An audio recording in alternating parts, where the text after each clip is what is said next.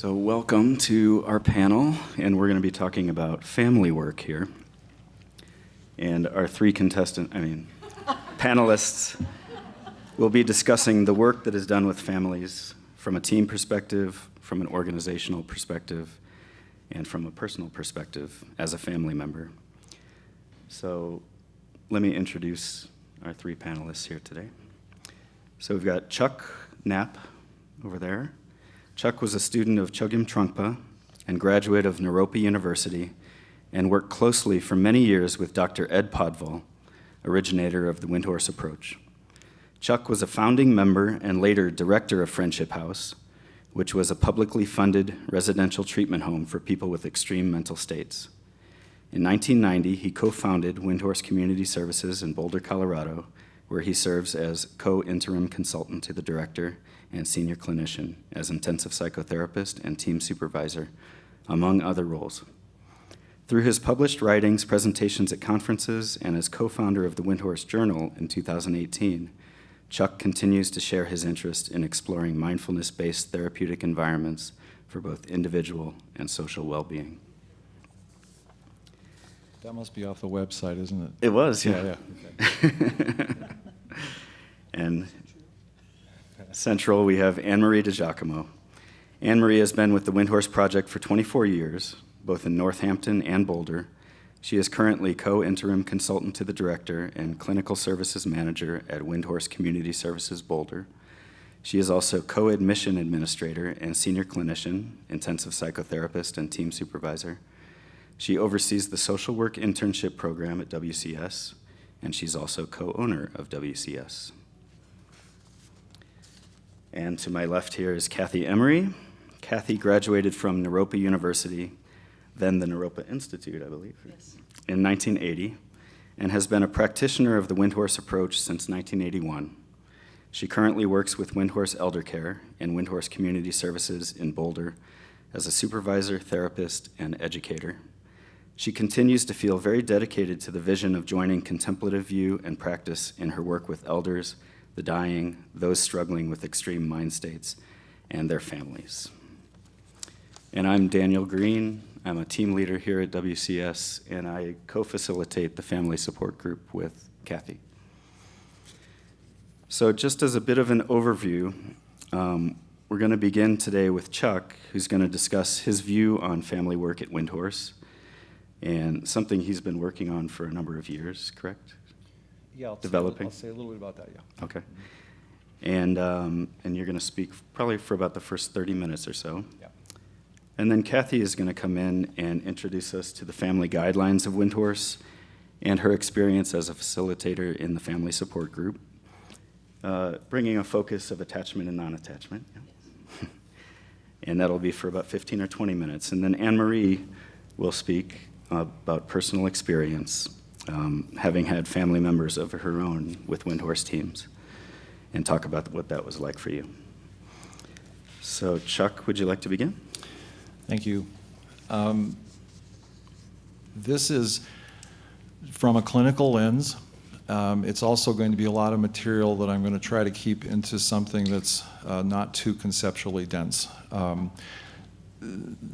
the point, Daniel, about the view of this, I've been doing family work as a team supervisor and just for a long time as part of these teams, but I've also been watching other people do it and listening to other people's presentations and discussions of it. And I don't think for those of you that do this kind of work, you're going to probably hear a lot of originality here, but more trying to gather a view and gather what I think are elements that are common to our work, and also in the process of writing a paper. So really, this is again not to be some definitive statement. It's a more observations and thoughts about this, and really look forward to people's input and suggestions, or that doesn't sound right, or whatever. I'm really curious about having a discussion. So when Ed published his book, family work wasn't particularly described in there. However, in talking, Kathy, with you and Jeff, it was clear that work was going on. And when I started getting involved with teams, and as a psychotherapist to start with, and team leader, and then later team supervisor, what became clear is if a client is dependent on their family, you really are doing family work. And so just really opening up to that and trying to be as inclusive as possible about all the needs and intelligence and activity of the family in the midst of this. In brief, I think that the essential thing we're doing with teams is creating environments that invite everybody's sanity and health to be more present and more steering where the ship is going, so to speak. And Chogyam Trungpa had advised us to create environments of sanity. And that's what he was describing in there, was creating an environment that will wake everybody up and invite them to their health. And the reason he was talking about creating environments is because we're inseparable from our environment, and environments are very powerful. A lot to be said about that, but I think I'll keep moving. So teams, as I think we have come to know them, especially once they've been up and running for some time, are systems of their own. They have these are particular kinds of systems. They're created for a reason. They come in with intention and complementary roles that provide different lenses of intelligence and resilience. They tend to be, I think, self-stabilizing. They learn over time, and again, over time, they develop very deep connections and dynamics. So that is what gets called into play, or called into being, by a family, or a client and family that are coming in to work with us. And so you have one system that's designed to invoke the health of everybody involved, joining with another system through the inseparability of the whole thing. And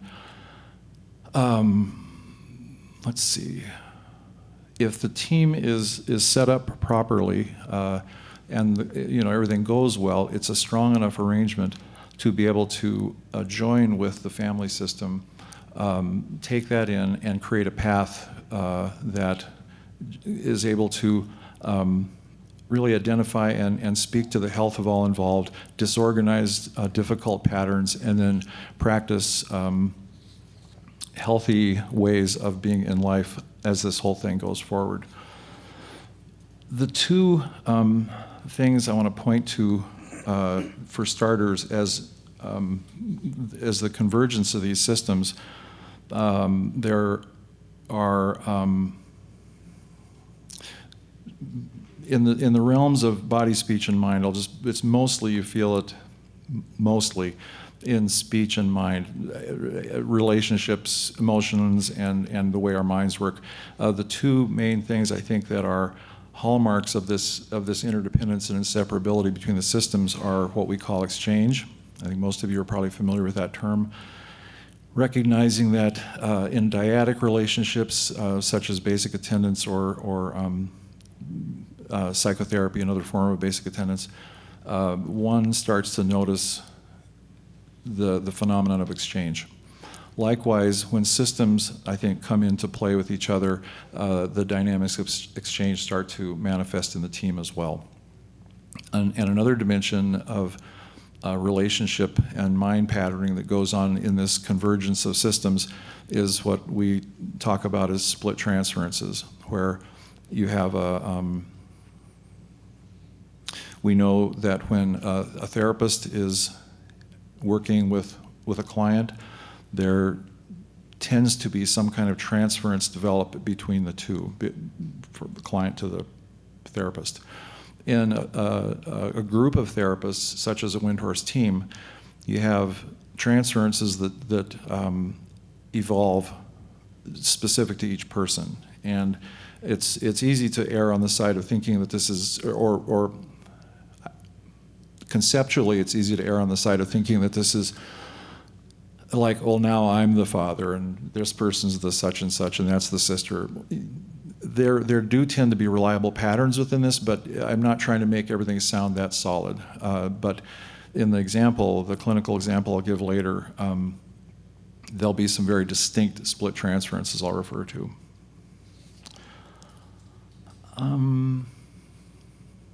Let's see. Just noting that usually most Windhorse people that I know, myself included, I tend to lead with my heart, and so I'm attuning to the emotions in the situation strongly, and oftentimes it's easy to get lost in that. At least it is for me. And so I think over the years I've tried to look at use different lenses at which to look at the activity of the team and the family work. Maybe I'll just name them now, but I'll just start telling the story, and then I'll name them as we go through the story. Also to note that in general, those of us that have been doing this, the family work is it's just as completely distinctive as what each team is, what each client is. It's highly variable depending on the conditions at hand. And the team path I'm going to describe was of a young woman who came to Boulder to be with us from one of the major hospitals in the country. It was her 4th hospitalization. She was 20 at the time, and her family was on the East Coast. So we all met. But this was a situation, again, where we didn't have, like, for instance, in I think a lot of the work that Open Dialogue does, where they have a system that comes all together, and you can work with the different dynamics and aspects of a person's mind and experience through their really close-in community. In this kind of a situation where you can't do that, going back to that sense of exchange and split transferences, you have the mind, I think, and the way the different parts of the client's mind and the family's mind, those start to show themselves in the experience of the family. Excuse me, the experience of the team. Okay, so back to our person. Connor was her name, and she was one of the most memorable people I've ever worked with. Just completely lovely human being. And there are 2 people, 2 senior clinicians from Windhorse that are here today that were part of her team. I don't think I'll out you, but it was some of this may sound familiar. Okay, so I said how much I like her, loved her actually, and really intelligent, polite, funny. She was quite elegant in her style. She was raised in a very cultured kind of old Southern place. A lot of emotional energy, and she also, when I first met her, she seemed distant, quite distant, and very much kind of tortured, in love with her family and her mother, adored her father. So we were in the assessment phase of things here, trying to get a feel for her sanity, the family's health and sanity, history of sanity, and then watching how the team was starting to bond. Was that 10 minutes? Mm-hmm. Okay. She was, in terms of problems, she was 20 years old, but functioning she was more like 14. She wasn't moving strongly towards emancipation, and just a huge amount of emotional energy and intellectual energy. I had the image at the time of her being like a go-kart with a 400 horsepower motor. Really could go fast, but couldn't steer and stop very well. And she'd also had some problems with, pretty serious problems with drugs and alcohol, not being able to regulate very well, depressed, suicidal, a lot of anxiety, some paranoia, some hallucinations, particularly at night. She'd also been really traumatized after a very painful rape early in her college, when she first went to college. So nobody was really sure much of what was going on with her, other than a lot was going on, and she including didn't know if an early onset psychosis was rolling around. The parents, huge amount of love in the system, but they were so angry and feeling stuck, fear. And these were very, very smart parents. Both of them were MDs. Again, very polite, but wary and scared. At the exchange level, I always feared in the beginning that I was going to be attacked somehow. It really felt like an attack was somewhere imminent in the environment, and it never came. But the family also didn't see this as being of them having anything to do with the problem. It was all her, and so I didn't. It wasn't the time to push that, or just trying to do a little education to start with. But we made good initial contact. I felt we understood their problems reasonably enough, and I helped them try to understand that given the duration of the problems and the complexity of them, we probably were going to work together for a couple of years. So in terms of these principles or lenses looking into our work, these first two will seem pretty obvious. One is about learning, that we're embarking on a path of learning, and how to rouse our sense of curiosity and openness about what we're embarking on, and also trying to help orient the parents to how this might work, how a path might work, certainly how the team works. I think from an intention standpoint and rousing our sense of mutual recovery, it's just trying to always remember at least for myself, to do that, to kind of rouse what I'm doing and to try to work with my sense of resistance to jumping into this big wave that's coming in. Oftentimes it's, I'm kind of watching the energy of something and I can feel myself hesitating, but it's a reminder of what we're doing and to move toward it. Second, I think reference point here is to look at creating attachment and healthy kind of attachment and to begin sharing dependence between the parents and the family, and also that of course we know that the clients oftentimes are just unspeakably lonely, and parents oftentimes can be as well. So trying to join with them and to create a sense of alliance with them and to move into what certainly doesn't look like any traditional family therapy that I know of, but more of a co-parenting relationship. So,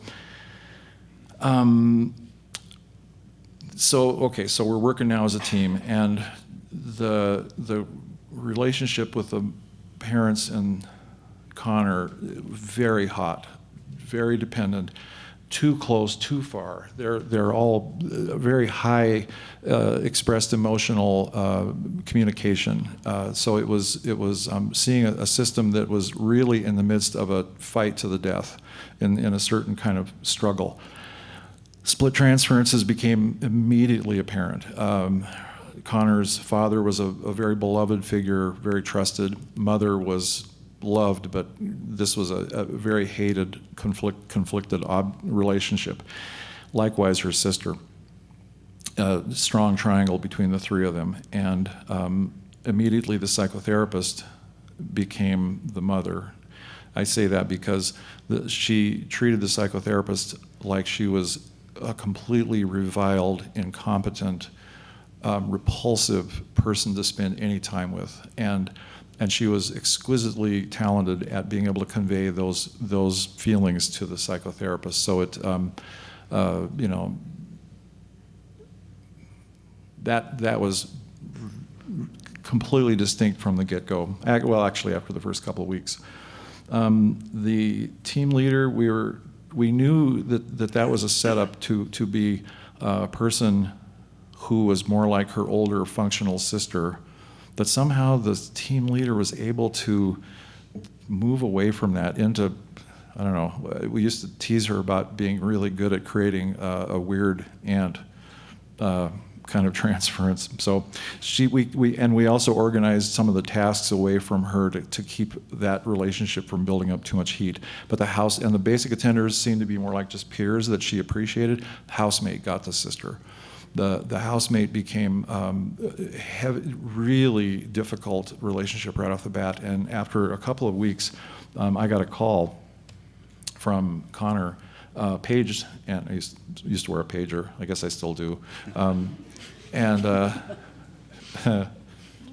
Anyway, got a call from Connor Page, and she was not quite hysterical, but close. She said the housemaid had hit her. And I'm wondering, okay, that's interesting. Let's work this out. Let's talk about it. So we figured what ended up happening was the housemaid they were out for coffee, and the housemaid had touched her on the shoulder, and it turned into being struck. And but interestingly, she didn't take that to her parents because she had enough conflict with her parents. In a lot of these situations, that would have gone to the parent, and then the parent would have come back to us. So in this case, though, we worked it out, and that didn't become a problem. But the pattern was showing itself. And so part of what in terms of these lenses or reference points, I've been describing or starting to describe the creation of the form of the team. So in these early stages, just in brief, the team is starting to find ground, earth, its rhythms, and then we're starting to develop how the family has contact with the team. So in a situation like hers, where there's so much hostile dependence, if the parents are having a lot of contact with the people who are having a lot of contact with her, as any parent would naturally want to do because they want to know what's going on, it can create so much of a powerful effect onto, for instance, if the parents are talking a lot to the housemaid or to a basic attender or even the team leader, that it can create an effect that the alliances start to become stressed between the client and that particular clinician, such that we found that when we limit the contact in a situation like this anyway, especially for therapeutic types of conversations, when we limit the contact to the team supervisor, it helps keep the team's relationships much more kind of clear. So that's a form point. Regulation is another lens to look at through here, because it's when a team is running that hot, depending on what kinds of needs there is to communicate with the client and the family, it's pretty easy for the activity and energy of the team to start rising up to the level of the family, and action, activity, thought levels, energy, emotional levels. And if it doesn't just rise up like that, it can spike up. And so what we tend to pay really close attention to is how to regulate that. And so instead of we may spike a little bit, but how to try to calm situations down. Let's say they need calming down. Sometimes they need picking up, but let's say in this case they needed calming down. So how to regulate that way. Otherwise, the team risks the chance of being an amplifier, emotional amplifier, and you see that sometimes. Also part of regulation that I think we got pretty right through the admissions process was figuring out about how much basic attendance she could really use. And we've been using the term relational medicine a lot, and just like with any medicine, sometimes you can get too much of it, and so you always want to be checking and monitoring if you've got too much basic attendance, too little basic attendance. Not always more is better. Okay, so how are we doing? 20. We're at 20 minutes? All right. So how not to amplify things. So when I started talking with the parents about family guidelines, I think I wasn't very skillful. I don't think I had a good read on them, and I think I shamed them because they just couldn't relate to the situation. They were kind of horrified to think that these were actually things that people do in families, like choosing happiness and respect and boundaries, and like I remember, find me something to be happy about here other than she's 1,000 miles away. And so I felt pretty bad that I don't think I was really skillful. But anyway, part of what we recognized was you create a visualization and start working it, and teams, the guts of a healthy team is going to be reflected in these family guidelines. We're all taking care of ourselves, and then part, I think, of a critical part of how teams work is that as we, within the split transferences exchange and all the didactic work we do, the modeling we do, we oftentimes have a much easier time breaking fresh ground with change than the families had. I mean, that's kind of an obvious thing to say. But it's if we're kind of inhabited by the family system in the client's mind, and so we're working with how to get stuck just like the system and the client always has, and how to keep getting unstuck, how to practice that. And then within that, then we can start helping the family and the client change with each other as well. I'm going to have to keep moving here kind of fast. So we're modeling these principles. Connor, she began school. She had a lot of problems with that. She had extremely high standards for herself. She was very intelligent, and her mother had been a superstar academic, so she was holding herself to those standards. And she began to be able to say, if I admit to having problems, then my mom will be right and my problems will be more real.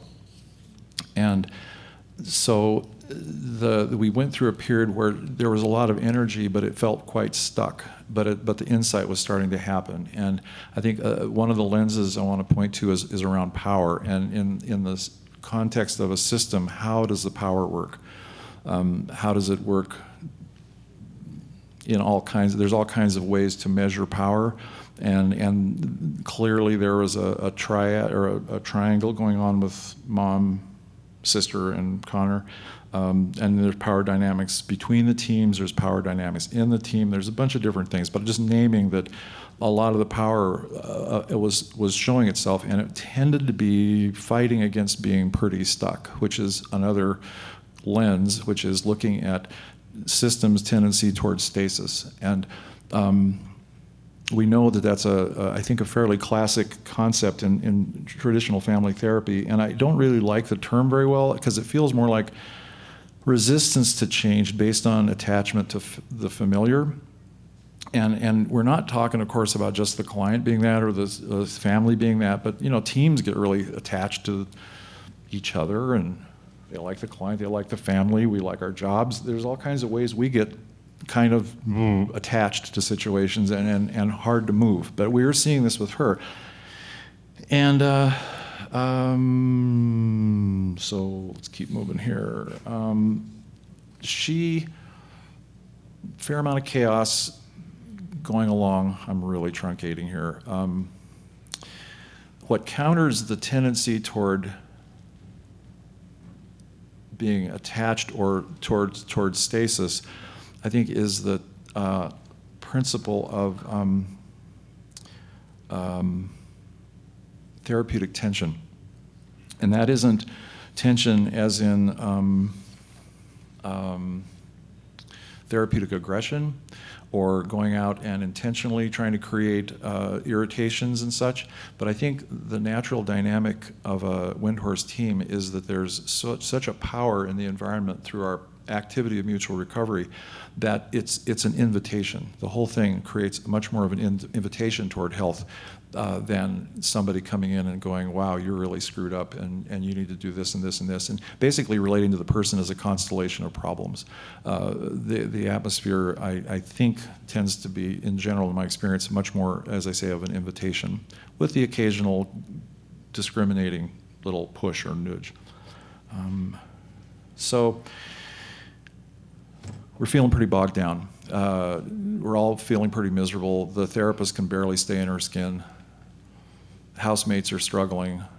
We all felt, I think, pretty hopeless in certain ways. That was what we were identifying, I think, more on an exchange level. At the same time, I think the team also had a lot of health and resilience, and team meetings were awful. They were really painful to go into. I had a very hard, I'll put it this way, I had a very hard time with it. And oftentimes between the fighting that I thought was going to go on between the therapist and the team leader, between Connor and the team leader, actually it seemed to be occurring between the therapist and the team leader. And I used to get into these meetings, and I felt like I was sitting at a dinner with the family where I just wanted, will you guys please just knock it off and get along? I mean, give me a break here. Anyway, lots of difficulties. But there was also starting to be more insight. And Connor, at one point, she started to acknowledge that even though she had mood instability, a recent trauma, and family issues, she was now causing her own problems. A lot less medication. That whole sense of psychosis was settling all down. And she said, It's 25. 25? Okay. She began to acknowledge that also that in ways my mother's been right all along, that I would commit to something and I couldn't follow through. So without going into detail, there was a big trauma in the team that involved one of the team members who had to be fired. And it really felt like she managed to get her sister fired. And it was at that point that I think it was kind of a demarcation of me as her good father having to set some boundaries with her that I think were clear and kind, but they were, I wasn't messing around. If she did anything more like that to us, which had a lot of aggression in it, we were going to have to stop the team. And the parents at that point, who also we didn't have confidential releases to talk with them about her drug and alcohol use. I had to start educating them that you may want your daughter to be abstinent. They were pretty conservative. They were conservative Christians, and they really wanted her to be abstinent. You may want this, but that's not who she is. She's going to have, part of her emancipation is she's going to have to learn how to work with drugs and alcohol, because she's going to drink and use pot at least. And so everything kind of woke up at that point. And we got a new housemate in who wasn't working on the same kind of developmental issues as she was, and the whole thing just kind of brightened up. And Connor got a job, and that was one of the most dramatic examples I've ever seen of somebody's transformation once they got a job. She went from being kind of gangly and a little, kind of uncoordinated in her body, it was just the way she moved, to all of a sudden being coordinated, getting exercise, taking care of herself. Her community expanded. Her esteem just went through the roof. She was making her own money. We could start working with the parents around budgets and such, so there was this emancipation process that was happening. And that was definitely the beginning of the end. The parents started having a real sense of confidence in the fact that this was not just likely that a recovery was possible for her, but it was happening, and they all started developing a passion for that. In terms of these elements of looking at these lenses, and again, these lenses I'm naming aren't like they now first then that. It's all more of like facets to a prism or to a crystal or something. They're happening concurrently. One that's very important to note all along is balance and how balance works. I've already named some elements of that, one being, or I implied it anyway, one being that it's really easy on our teams to lose track of the fact that we're all trying to take care of ourselves. Of course, we have to take care of the client and the family, but oftentimes the needs and the intensity of the situation can kind of dull us to the fact that the team is suffering too much. So you're having to really watch the levels of sometimes abuse. Like in this situation, she was at times abusive to the therapist, and I would have to, as a team supervisor, I don't usually do this, but I was stepping in to do weekly therapy sessions with her that really I'd take her out to dinner and we'd talk and do different things. But I was having to give her a place to blow off steam about how absolutely repulsive it was to meet with the psychotherapist. And so that was one of the ways to kind of help balance the system. There's a whole bunch of different things to talk about with that. Also, you'll see it in dynamics, relationship dynamics, and communication dynamics in a team. Oftentimes, it'll be like a blocked artery or an inflamed something between two people, and there's different ways to kind of move the energy around and move the tensions. Like, for instance, I could take heat off the team leader by being a person who mandated house inspections for this person, which I know can sound kind of militant, but she was really making a house that was unlivable for the housemates. So something had to happen, and to put that on the team leader, it would have just blown the relationship right out. I think we started trying that. It was like, oh, don't do that. Okay, so then I was able to come in and just kind of modulate and balance the energy streams. So that was, so basically, we're out of time. Let me just close.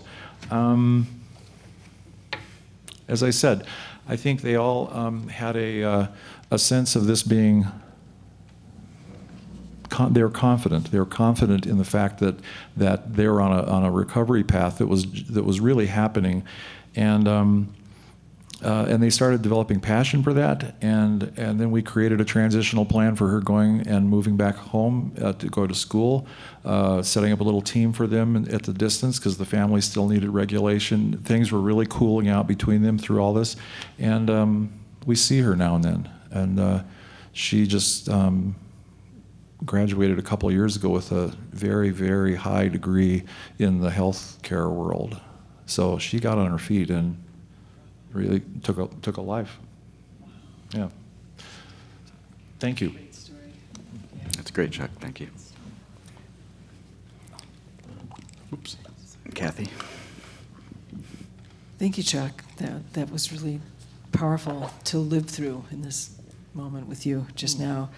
And just to say, it is true that family therapy at Windhorse Community Services happens in many different ways. You know, it's unique to each team. So anyway, and that gets in the assessment phase, you know, and this gets kind of, this path develops with how close in the family member is, and, you know, everything that you were just addressing. So, and what I want to talk about a bit is first to talk about attachment, and then the Windhorse Guide for Families, and then the Family Support Group, which we offer at Windhorse and have offered since like 2003, I think. Yeah. Yeah, and then the notion of attachment I want to reference is not, you know, the psychological view about infant and primary caregiver, you know, and the attachment bonds, but rather that, rather point to a Buddhist teaching that talks about attachment as being very much fundamental to the human condition in a way. And I was just talking about it in this other meeting, so I'm going to mention it again. The word is lenchak, Lenchak, and this is attachment that we have to our bodies, our minds, our identities, our material possessions, our ideologies, our, you know, just that level of attachment. We're always working with this, you know, this phenomenon arises.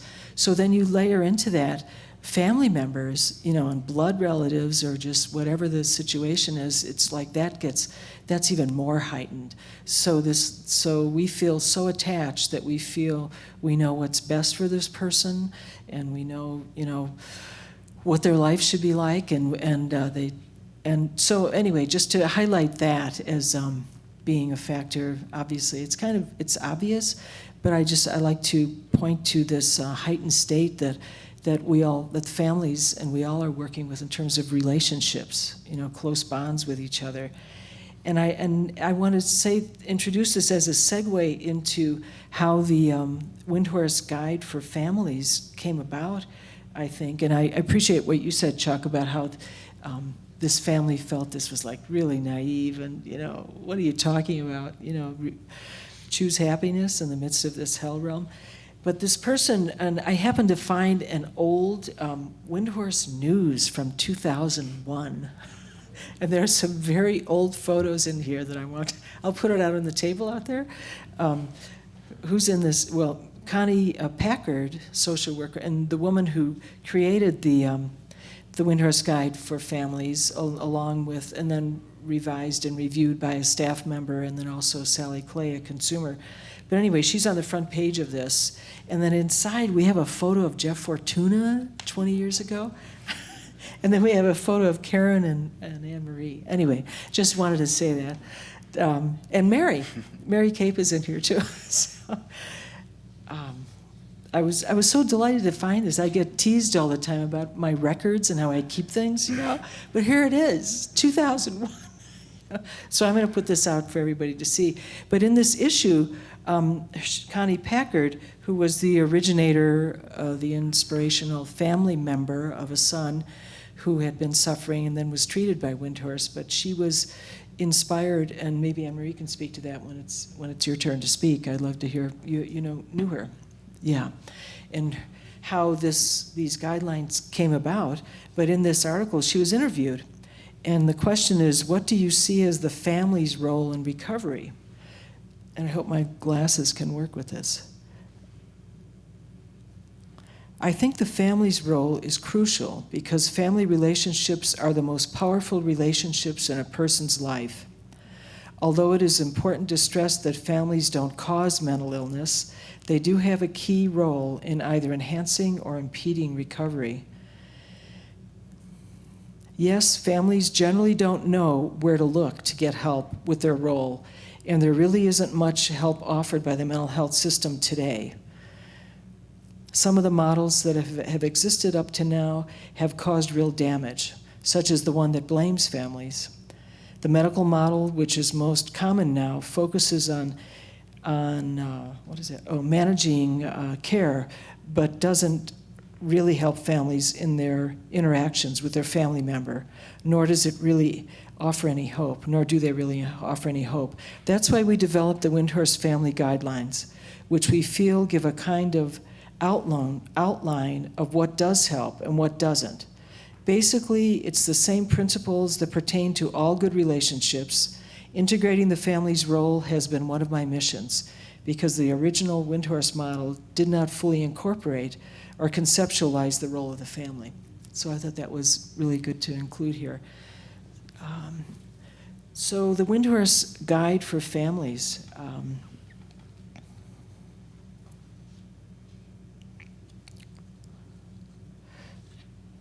I'll just give a brief overview of some of the guidelines here, and I'm sure you're familiar with them. We inherited this from Northampton.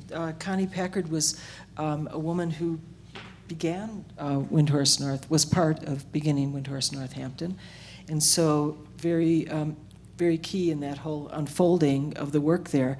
And then when the family work, the family support group was suggested here at Windhorse Community Services in 2003, a woman, a mother, a family member, who had been involved with Windhorse Northampton, moved to Boulder, and her son was here.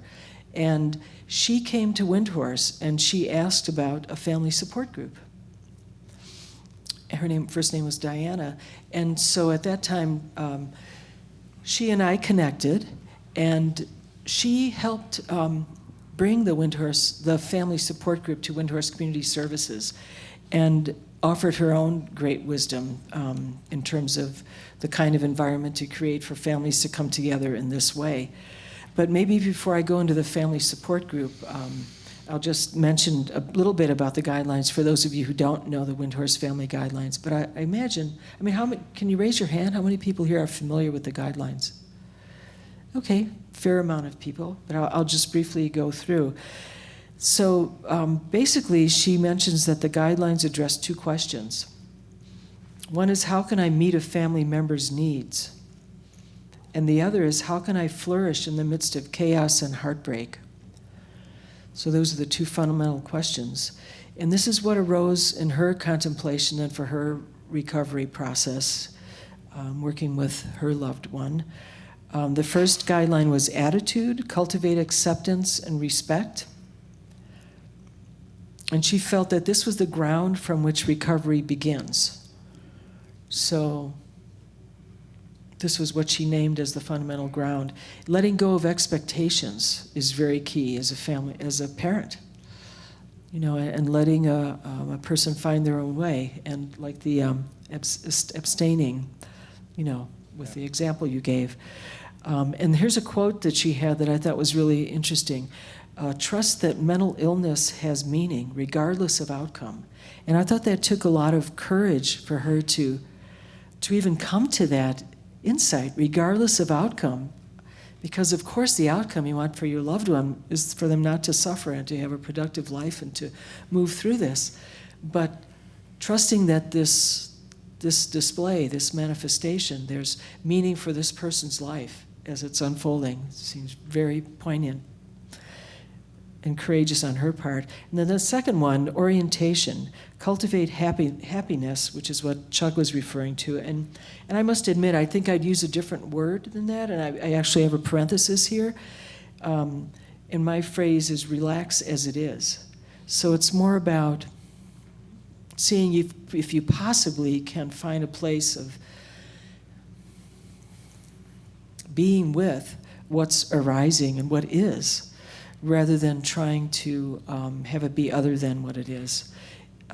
So maybe I'm adding another interpretation or my own commentary here to it. But for her, it really pointed to the need for real self-care and balancing the care of the so-called ill member with the rest of the family. So you have other siblings and your spouse, and how do you keep the balance, and not have all the attention and the energy of the family going just towards this one person. So, and then the third is boundaries, set limits, give space. And she described this as a really important part for people in disturbed states. And we agree with this. As Chuck was saying, all of these are things that we also model and use in a team manifestation. And that with, you can have external limits that can then be internalized. So we create these containers that are like compensatory containers, environments, that can help a person relax, in the middle of this. So structure, order, and predictability can be stabilizing. And I was also reflecting on the range of teams that we have and how this can look really different on each team as compared to what a family might be working with in terms of their household. Like, she was getting pretty definite about what is allowed in the house, what isn't allowed. And I was reflecting on then what happens in our team households is that we'll have a gray area about certain activities in the house, which are part of the recovery process in our mind and clinically appropriate. But as far as the family's view and the so-called client living, again, with the family, there could be a stricter boundary there. But just to say that.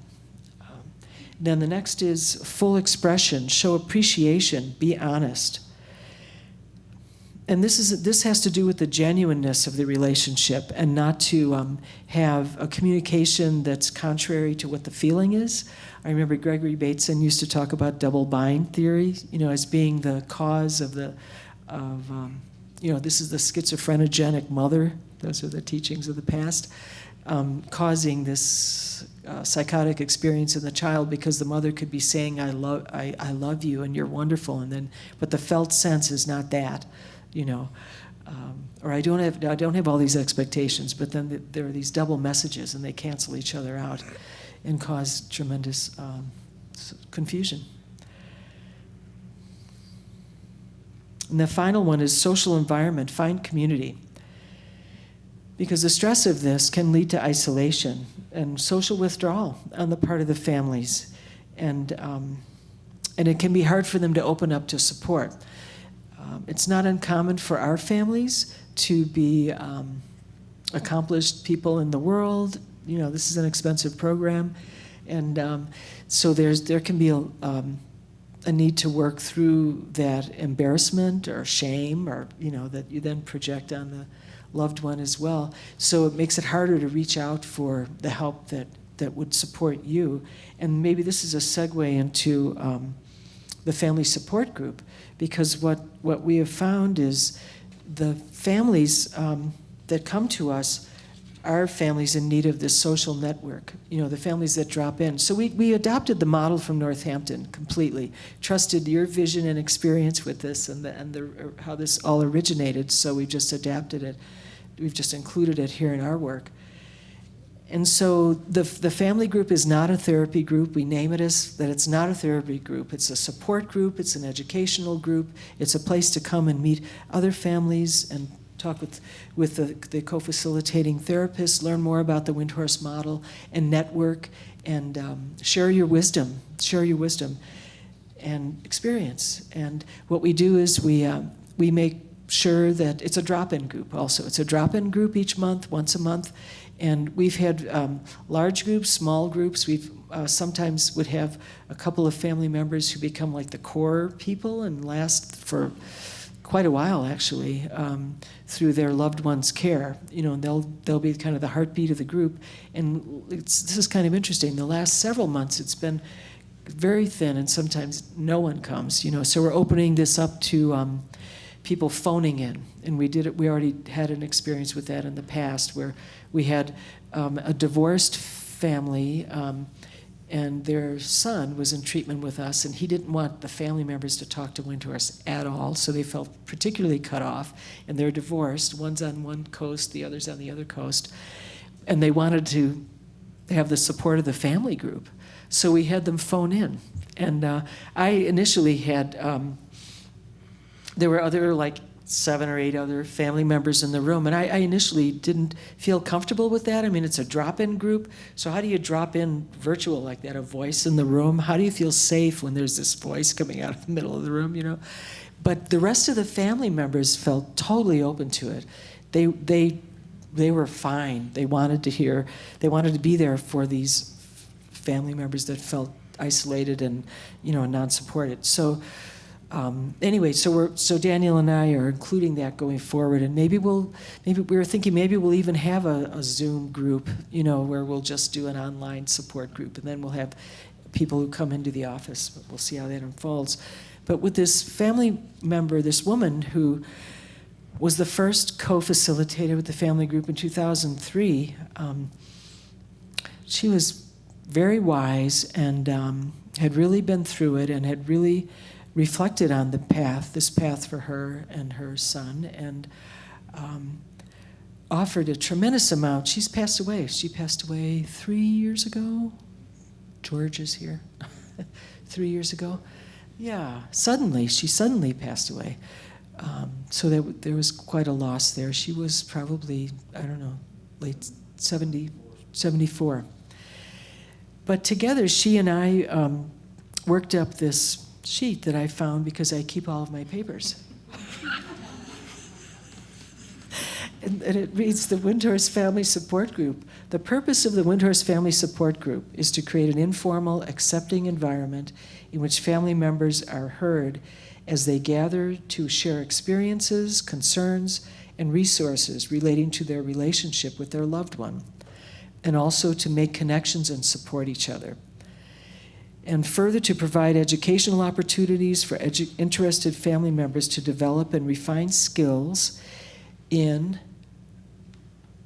creating support systems for compassionate self-care, bringing full presence to their family life situation and relationship with their loved one, and transforming their relationship to their life situation and their loved one or family through the following: conscious intention, witnessing the mind, the emotions, the body, deep listening, trusting intuition, honest, true communication, changing perceptions, false ones, identifying and letting go of negative patterns, using humor as a healing tool, ending power struggles, acceptance, surrender of control.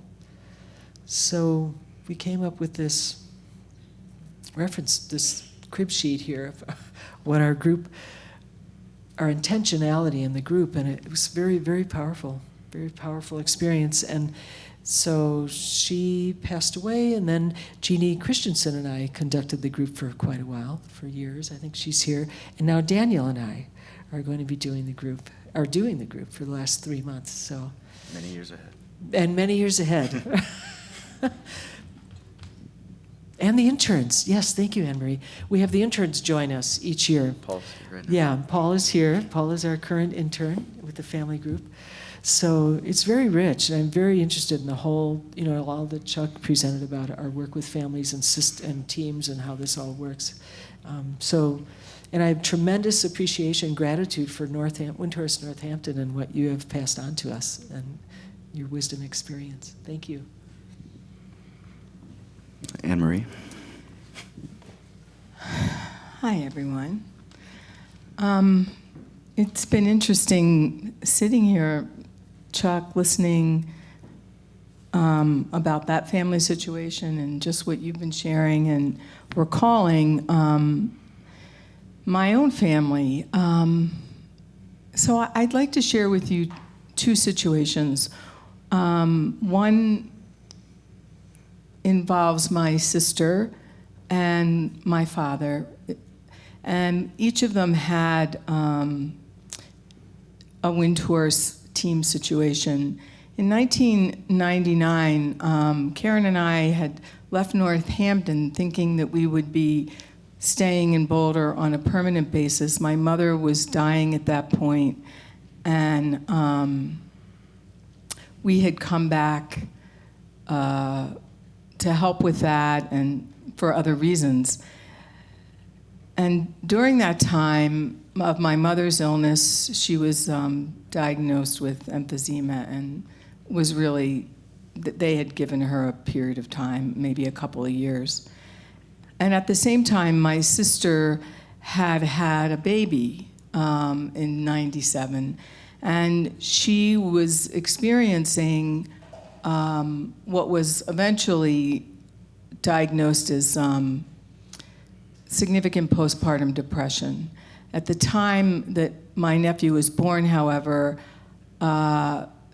there wasn't clarity about that, and she saw a psychologist, and she was experiencing depression and anxiety, and they medicated her for that. And when we came back to Boulder, we came back in the summertime, and by early fall, she was going into a really significant downward spiral. And I have two sisters, and my other sister had gotten a call from the emergency room hospital, and my sister was in there completely not herself. And my other sister went down and called me up frantically and said, I've never seen her like this. I don't know what's happening. So she was admitted into the hospital. She was medicated. And my other sister watched this and witnessed it. So there was this level of trauma for both of them, and a sense of this coming out of nowhere in a certain way in terms of the extreme nature of it. We knew that she was anxious and depressed, but this really kind of blew up. So I went down there. They live in the Denver area, and saw my sister, and she went home. And then within a week, she called me up pretty extremely distressed and just said, I can't do this. I can't take care of the kids. I can't do any of it. I'm going to go back into the hospital. And I had this moment of, she had a 4-year-old, a 6-year-old, and a 2-year-old at that point. And there was a lot that happened in the first 2 years of my nephew's birth due to her depression and anxiety. And my brother-in-law was amazing and sort of just picked up the slack. And my other sister ran an in-home daycare, so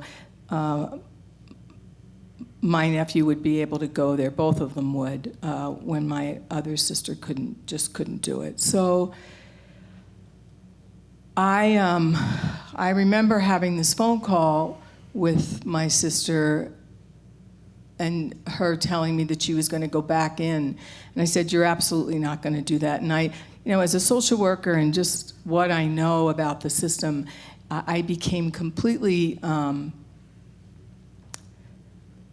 panicked and determined that she was not going to do that and then just have this kind of revolving door. And I hadn't been back in Boulder yet, and I called Chuck, and I talked to him about this, and they didn't have a lot of money, but enough to be able to support a team leader that could come in and go to the house.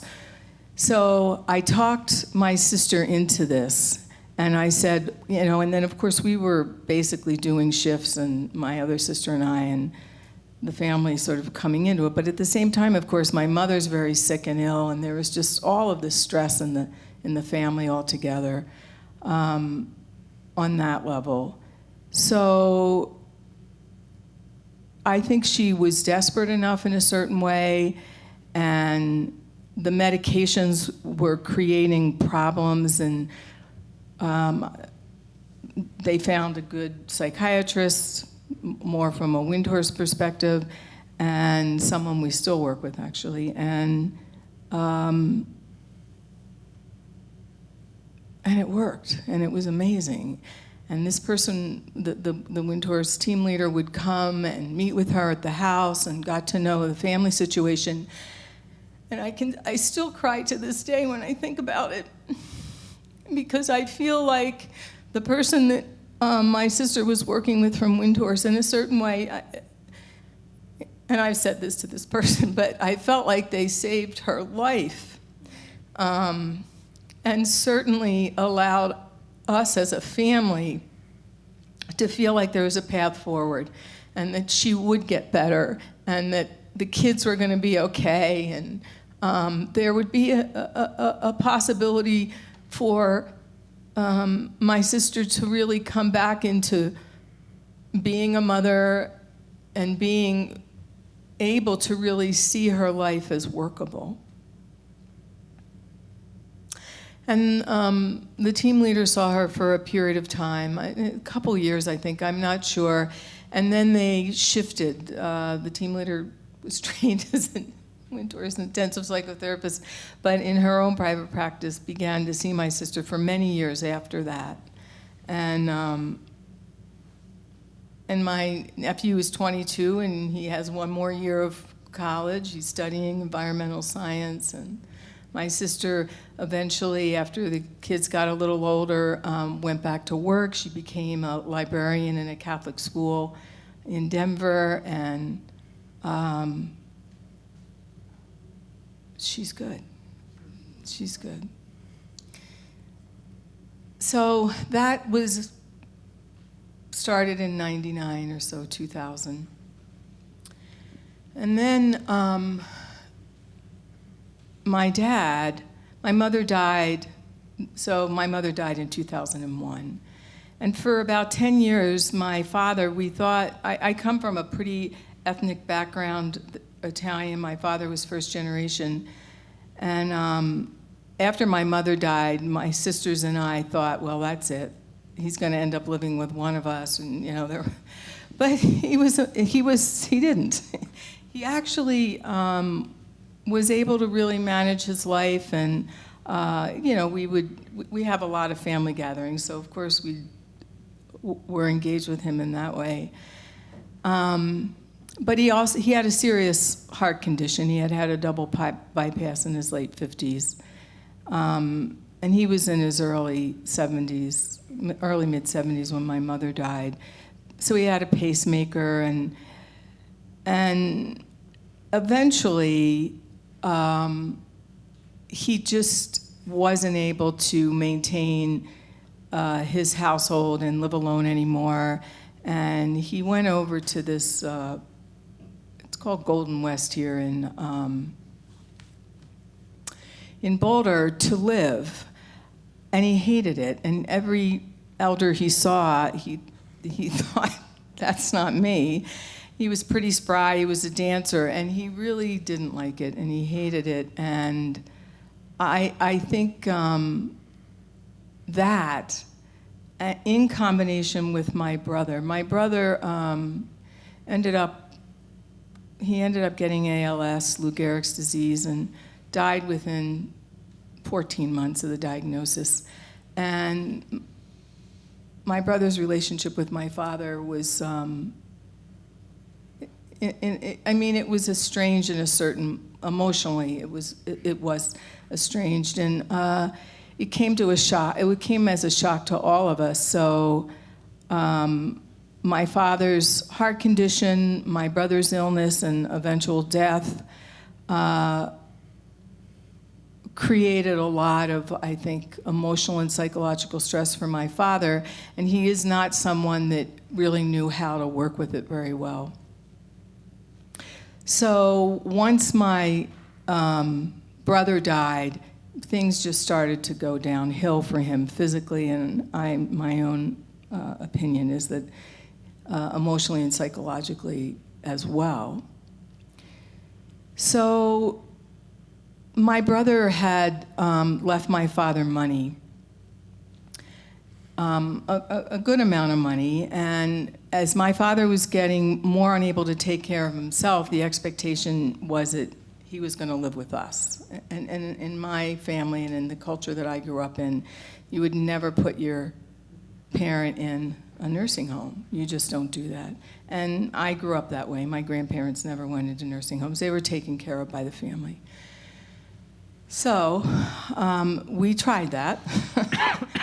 And he took turns. And it was a very difficult situation. And he was pretty miserable and actually abusive in a lot of ways. And I remember he had gone, they had created hospice. He was still at Golden West, and they brought in this box that's filled with the morphine and these various other things. And he had met this lady friend. Anyway, I don't really know the whole story, but in terms of his pain, he started to take this morphine, and eventually, and she was assisting him, and my sister came in one day and sort of lost it because she walked in on this lady friend administering the morphine, and I'm sure my father wanted it.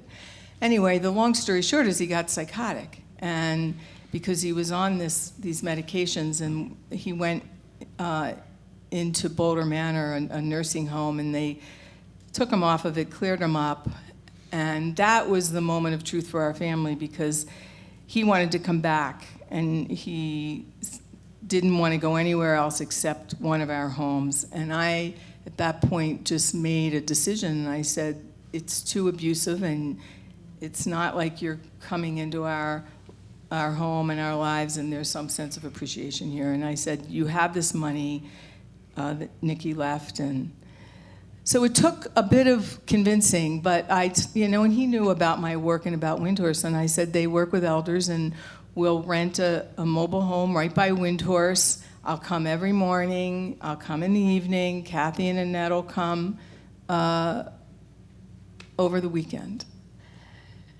And there are people in this room right now that were a part of my father's team, and it happened. We were able to get him in there, and I think at first, because he has somewhat of a narcissistic bent, and he liked the attention, and they were young, wonderful people who treated my dad beautifully.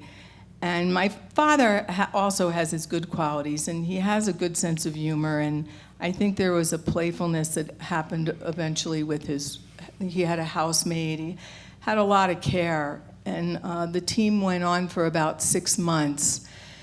And I have to say, I was involved as well. I would go to the team meetings, and I would be able to just share, what it was like to do this with my dad. And it was very helpful. And I don't know what my sisters were relieved beyond belief when he agreed to do it so that they could have their week. They were working, both of them, but they came up on the weekends, and then this group of people were in this mobile home park attending to my dad's needs in a really beautiful way. And he eventually passed. And the team showed up at the ceremony that we had for him, and I'm ever grateful. I'm ever grateful for my sister's care, and for my dad's care, and for my brother who made a lot of money, and we could afford to do it for my dad anyway. So it was really good, and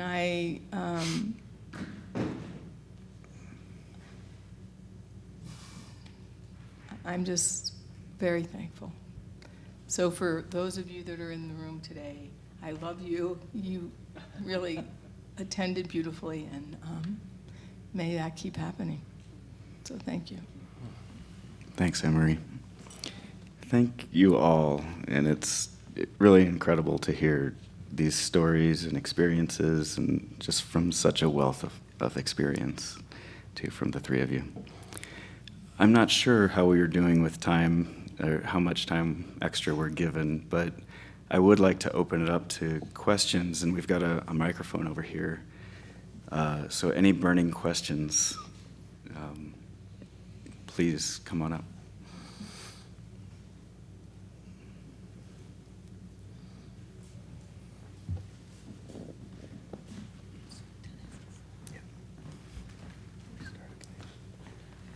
I don't have a super specific question, but I was just hoping any or all of you could comment more on the reason why you have team supervisors work with family instead of team leaders or someone else on the team, and speak more to that sort of need for sort of a release valve at times, or just kind of think that through out loud with us.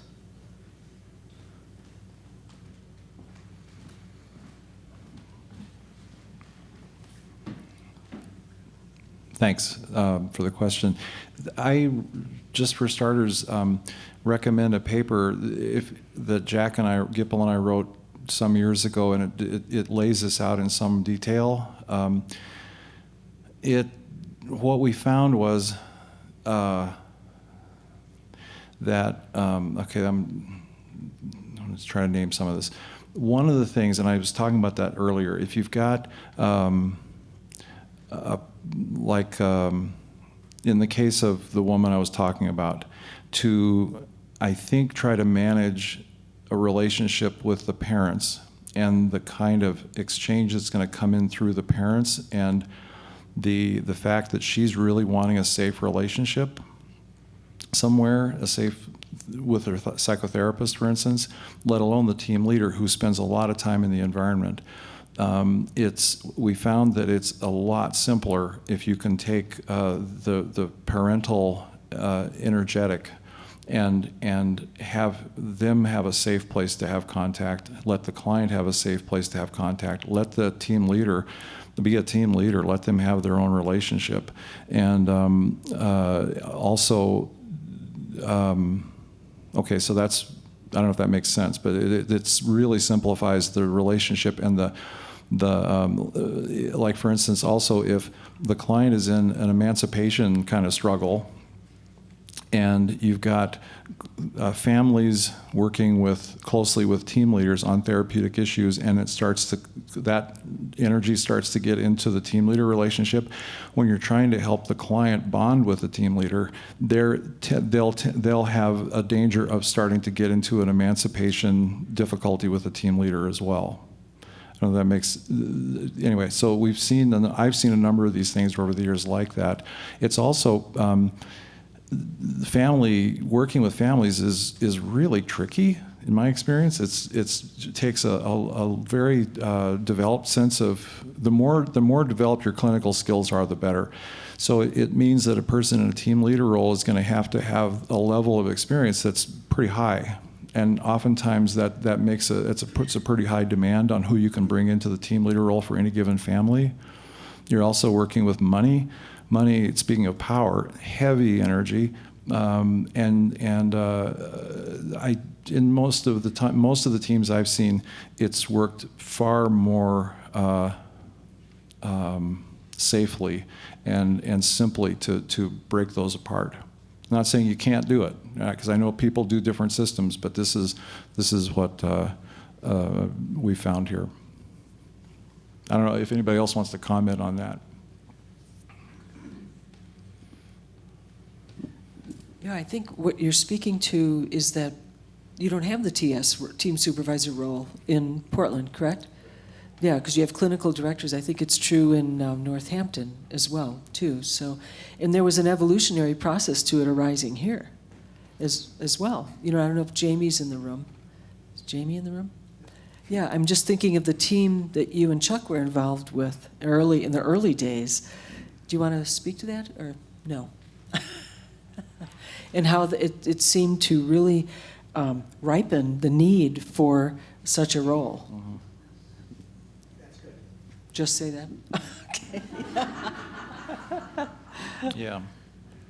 Yeah, and it's not that every team has to have it, but it was a development that I think is a good one for most of the teams where you have much family work going on.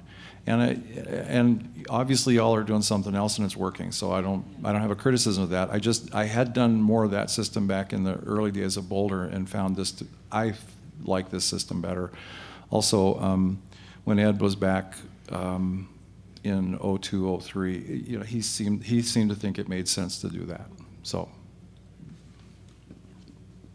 There is also the possibility of the team supervisor working closely with the intensive psychotherapist, doing family work, in that they become especially if the client's in the room, the psychotherapist is there as the ally in a certain respect, so that the team supervisor can really hold the overall dynamic that's happening in the family.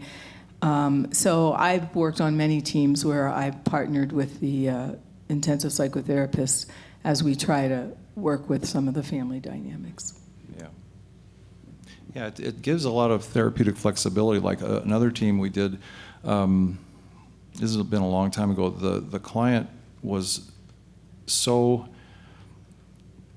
pissed and sensitive at the psychotherapist for so long that the therapist and the medication, the alliance with the psychiatrist was so critical, and usually the psychotherapist goes to the psychiatry appointments. This client being able to join with the psychiatrist, make a subtle relationship and a subtle, kind of peace with his medications. Somebody needed to go to that appointment, but the psychotherapist it was just too hot and difficult, and so I ended up going to those appointments. And then I was able to, we had kind of this dynamic with the psychiatrist was advocating for less medication than the team was, because the client was having really extreme difficulties in the household, and it was pretty hard on the team. So I was kind of pushing on him to take medications, and the psychiatrist was pushing back on me to not take as much medication. So it was really interesting to watch his alliance with the doc come along like that. And there's a lot of therapeutic flexibility that you can use with this. I don't know if anybody else wants to comment. Or any other questions?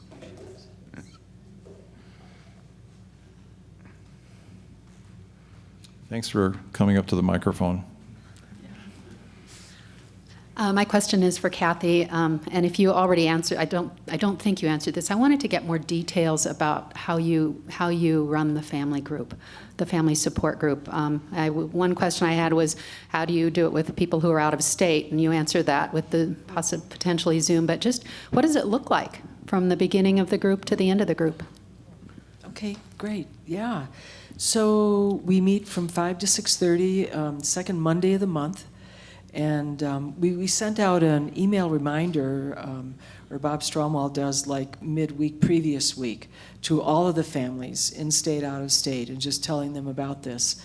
And then we'll get some responses to folks, but it's also a drop-in. So we don't know how many people are going to show up. So we go and hold the space. We create the environment. We have food. We have something to share, to snack on for folks. In the early days, we used to begin with a quiet time, but somehow I don't know how that somehow disappeared. It's kind of interesting how that just went away. We would just begin with some moments of silence, and we can reinstitute that. I think that's helpful to do, because they're coming to a group, they don't know what to expect either. They don't know who's going to be there, and sometimes we haven't met them, we don't know them. We have 70 clients, so we don't know who's going to show up. So we just create an inviting environment, and then we introduce ourselves, and we give an overview about the group, and that we would like to make space for all of the voices. This is your time, to be here and to get to know each other and to share what you want to share. Don't feel you have to share anything. If you just, pass if you don't want to share your situation or your questions or concerns. And then we go around. And when there's groups are pretty small, then sometimes the facilitators will check in also, but typically not. Typically it's the family members, and then they will respond with each other. There's a wonderful dialogue, that can happen, and support and questions, and And the composition of the groups is really interesting because we had a woman whose brother is with us, has been with us for years, and so she was sharing from the perspective of a sister, and her brother is now like 60 or something, and so it was interesting. So you don't know what the dynamic is going to be about who's showing up and what their current situation is. So you have some of these younger families, they have like an 18-year-old, and then you have a sister of a 60-year-old, and she's sharing this long history of challenges, that they've gone through, but there's a lot of support and care and curiosity, and then the interns play a role as well. It's wonderful to have their input and their questions, and it's not uncommon for the family members then to ask them, about their curiosity about this. So can be just this wonderful dialogue. So we do that. We go around with everyone, and basically that. I don't know did you have more question? We'll do some teaching. We don't. We don't. We respond to situations rather than presenting principles or like the guide. They've all been exposed to the guidelines for the most part. We might check in on that, the guidelines. But we let the principles emerge from the discussion and from the need rather than talking about it blatantly. Do you want to say anything to that one? No, only that it's just a great place for these people to share their experiences with each other. So that seems like most of it, but then there's also just a lot of curiosity and sort of feeling of not knowing how does Windhorse work, so that's a big educational piece at times and that we speak to. So. I remember one group years ago, I looked around the room and I realized that it was like a housemate group because they all had a family member living with them. So they were really coming out needing support, to be with other folks. So. Thank you. Sure. Anybody else? I think this might have to be our last question.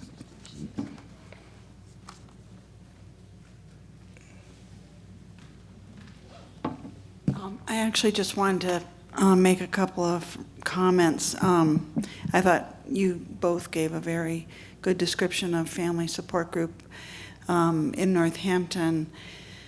I was lucky enough to lead the family support group for several years with our peer coordinator.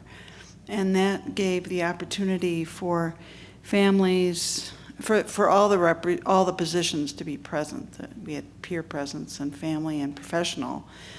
And that often was very rich in that our peer coordinator could sort of be an educator to the families about his own experience and sort of what had worked for him, what hadn't worked for him, what his experience was, and that was also very rich. In terms of how we work with families in Northampton, we've been studying open dialogue approaches for the last couple of years, and I think similarly to the team supervisor, how it's evolving is that someone who's trained in open dialogue, it's just a frame for everybody getting together in as wide a network as possible and having all voices be heard and doing some reflecting. But someone who's trained in that joins with the IP, partners up with the IP, and serves as that kind of holder of the, of a safer and sort of more less charged in some ways situation, and takes some of the intensity out of just the team. It expands the horizon. Yeah. Thanks. Yeah. Which is exactly, I think, Kathy, what you were talking about, the example that Jamie had. A huge amount of parental energy was going towards him as the team leader, and I was able to redirect it into kind of a bigger field and let him do his work, and then they became friends again. But anyway. Well, I think we're going to have to end, but I just wanted to thank everybody for coming out today and Thank you. and your participation as well, and to thank the three of you for, again, sharing so much great stuff. Thanks.